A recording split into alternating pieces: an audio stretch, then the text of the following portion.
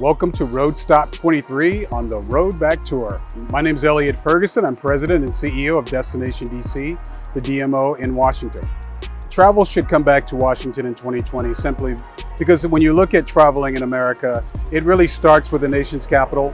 All the things that you can see, do, and learn about the U.S. starts here in Washington, D.C. Of course, our 16 free museums that are part of the Smithsonian and the zoo, which is also a Smithsonian, as well as the other museums that are free and others that we have to see in Washington. So it's an amazing destination and a great way to learn more about not only what's happened in the US, but what's happened globally. We're all taking a deep breath and trying to figure out what's next. I mean, this is a new territory for us in terms of adapting to 2020.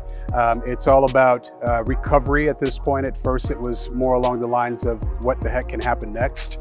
But as we're looking at the pandemic, we're very, very cautious and taking all the necessary steps in Washington, D.C. that's tied to safety and hoping that the U.S. will catch on very soon, as we've seen, unfortunately, some spikes in different parts of the U.S.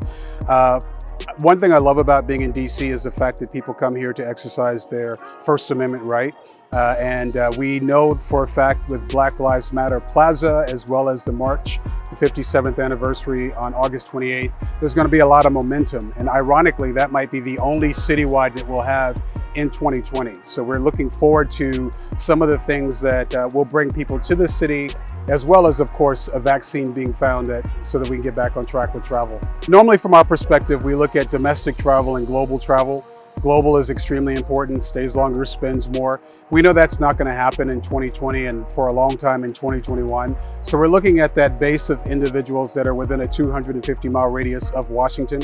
And for us, that's 50 million people. So how do we get individuals that love their families but are just kind of sick and tired of being in the house to get on the road, similar to what you guys are doing, come to Washington? And the value add for them is that they can spend the whole day doing things that are free.